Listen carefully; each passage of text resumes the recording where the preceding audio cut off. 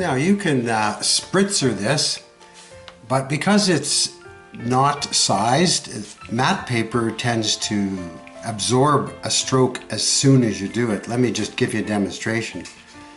I'll just take a little bit of water here, and I'll do two things. I'm going to put, let's say just a stroke down here with water, and I'm going to wet this part of the paper. Now I've already put a little blue here, and I'm staying away from the actual flame, and I'm coming right up to the candle. As a matter of fact, I'm going right into the candle, but not the flame. So I've wet that, and let me just take a little bit of, I'll just put on here and you can see it, a little bit of alizarin crimson, and I'm going to just give it a quick little swipe. And it's spreading a little bit. The vertical strokes echo the candle, and trying different directions when you're stroking your brush will always give you some strong designs. Wow, look at that. So it's pretty good. If you've seen our class on the 3 secrets, one of the secrets is wet, and this is definitely wet. Let's see. It's responding a little bit like watercolor paper, but look, it won't go where it's dry. So now I can just let it blend in and soak in. Now I'm not going for smooth here. What I'm doing is I'm just playing with the way it absorbs. We'll take a little blue this time and add it in, because we have a blue candle, so that would be great. Let's see what the blue does. This is phthalo, and like watercolor paper, the water is running, but it doesn't run wild. Whoa, look at this, happy accident, dry paper. Oh, look what happens to the dry paper over here. Oh, well, you didn't see that. It dripped out. See the dry paper? So I'm being called to action here. Dry paper means hard edge. Soften the edge. I'm just adding water now. And of course, this is getting pretty cool on this side. Maybe I'll add a little yellow to green it up. There we go. Honestly, it doesn't matter what colors you use, as long as you put them on properly. So this is dry paper here, and I don't want to ruin the white in the candle, around the candle. So now the picture has sort of forced me into action. There we go. I'm wet. Oh yeah, there it is. I've wet around the candle. Oh, they're down there too. So what I need, remember, is a halo around the candle. There it is. So the white paper is left untouched near the candle, and I think I'm going to be able to, I have to get this over here. Oh, I can bring it through this way maybe. Let me see. Let's see if I can bring it through on the top. No. I'll bring it underneath here. Right over the candle a bit. There we go. Whoa, watch the flame, Ron. Oh, don't touch the flame, you get burned. Okay, see what I'm doing here? I'm getting halos around the candle. Now remember, the paper will mix my paint. I'm just taking a little bit of the green here. I'm not going for smooth in the background. I'm going for soft. I like that. I think that's going to work. Maybe a little yellow. Oh, look, we got a little something happening there. You just can't control watercolors all the time. Sometimes you just have to let them happen. There, now I've done the hard part, which is leaving the candles here. I can go back to that and get underneath a little bit here, a little wetter. Keep wetting around with pure water. Don't get it dirty. Keep softening around the candle flame with pure water. Got a little tense there for a moment pick up the drips there. Like to pick up my drips. There we go. And this one just has to come up a little closer and out. There we go. Now I might want to take my paper towel and soften it with a clean, very clean, see, very clean. I might want to soften the edge with that because light goes out. The light source is here. Okay, I'm going to look at it for a while. Remember? Watch. Now, as I'm watching this, I think I'll go a little darker at the bottom with a little more blue. This is phthalo blue. And because my paper's dry here, oh, I got a little hair there.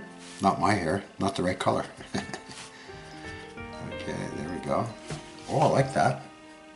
See, the paper's wet but not soaking and coming up to the, there's the hair from that last brush. Oh, I like this little dark spot that I'm getting at the bottom of my candles here. You know, I didn't plan this, but it looks like the candles are a little bit on the edge of a ice table or something. They're definitely on the edge of something. Now we're losing the blue candle here a little bit, so let's see what we can do there. Well, see, each time I put a little bit of color beside the candle flame, it gets brighter.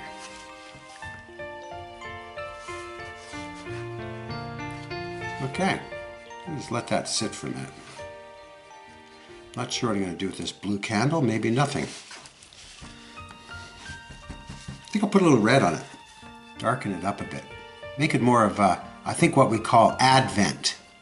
Uses purple. Different celebrations use different colors. And knowing the colors for the celebration will tell people what you're celebrating. Now see, it's pretty dark there, but notice how I keep cleaning my brush and getting rid of the paint so that the water is used. Oh, I forgot. I was thinking this is a watercolor. This is not a watercolor. These are oil pastels. Isn't that funny? I didn't even notice that. It seemed to go on well there. It seemed to almost act like a watercolor. So what happened here is the oil pastel, there wasn't much at the bottom, so the paint went through into the paper. Aha, better get back to what I'm supposed to be doing here. I like that. So the oil pastel, you see, you can put the paint on it, tap it off. I wonder if it'll come off here. No, it seemed to have soaked in there. I like this look here. Perfect. Okay, now reflections, really simple. Turn your paper up this way. Get your big brush if you have one, or a medium brush. So I have my little medium brush here. Here it is. Let's say I just used this brush here. So I'll put that over there. I'll take a little bit of the crimson and I'm just going to scoot right down like this quickly for the crimson, and a little bit of the blue for the blue candle. And what else is up there? There's some yellows, so make sure your brush is clean. That is not clean. That's better. I'm going to put a little bit in here, and the trick is to keep the sides relatively soft, and then a couple swipes this way, leaving some of the white paper showing. That's important. When you leave a little bit of the white paper showing, it'll look more reflective. So it definitely looks icy. Take a little more where the candle's darker. And we have a nice little reflection for our candle. Perfect. Let that sit for a while. See what happens. Gotta let it dry. I decided to dry it up with the hairdryer. Okay, as I was drawing it, of course I was watching it and looking at it.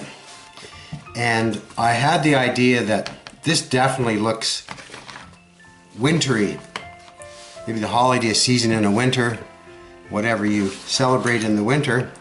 Could be a birthday, could be Christmas, could be Hanukkah, could be winter solstice, or if you're living in another part of the country, could be harvest time. Another part of the world could be harvest time. But what I want to do is get darker. I need to get darker here, and I'm going to do that by going, I've decided this is sort of a snowy sort of section here. So I'll put a couple hard edges in here, come right up to my candle, right there. And if the candle was too dark, I can really bring it in like this and make the background even a little darker. Now, the flat brushes give an interesting shape, but sometimes we don't really want a shape. Oh, there's a great yellow thing happening here. So if you look at light on a candle, if you actually have a candle lit and watch it for a while, you can see all kinds of little nuances happen, reflections. Now notice how my candle, the actual light is getting stronger. Now you can use any color here. You could have used orange or blue. I'm just choosing really simple blues and purples here. Now you see how it's quite strong here? I'll put a little bit of that over in here. And now I've cleaned my brush. Keep cleaning your brush, tapping it on the rag, and that will give you the opportunity to spread that paint and keep the edges soft near the candle. This is just the white paper of the picture. We haven't added white paint. I didn't do anything when you weren't looking, but I am softening the edge. I keep the edges soft and I don't let them sit too long, and move them across. See, the pink's really standing out now. And of course, the paint does not go onto the wax oil pastel. We get a resist, it's called. Wax and water don't mix. Oh my, this is looking pretty bright. You know, you really tell if this picture works out. You can really tell by putting it in a darker room and see from a few feet if it actually looks like it's glowing. And it really will. It's an optical illusion, but it will look like it's glowing. Now you can see, you might elect to leave some hard edges as we get farther away from the candle. Get that halo effect. I'm going to turn it this way now so we can see it. I can see it. And there we go. We're getting that halo effect in the background. I think I might leave that yellow there, but soften it with clear water. Subdued it a bit. I'm going for very dark now, using a bit of the phthalo and the alizarin crimson. Here comes the dark spot. You have to have some dark spots and they have to be soft because candlelight makes everything soft. Just keep moving along, adding some dark spots, and there we go. And we'll let those sort of blend up. This is matte paper, so it really soaks up the colors like big time. Get the reflection in here. Adding a little dark here and there. A couple dark swipes. Soften the edge. Now this might go on blotchy, but believe me, in a few minutes it will dry. It will soak in. Oh, I like that effect. Little blops here and there. Blops, was that the right word? Sure.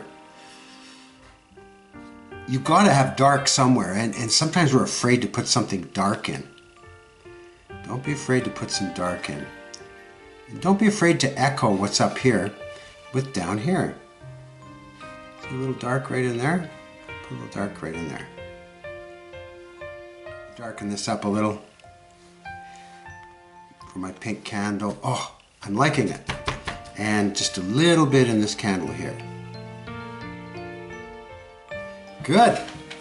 I was going to make it snow all over. You just take acrylic paint. I don't know if you've seen my class on spattering, but you could take some paint, white paint, and just spatter all over. But you know what? I'm getting the same sort of effect with this. Now you wouldn't want to put too many dark here because the light would obliterate the darkness.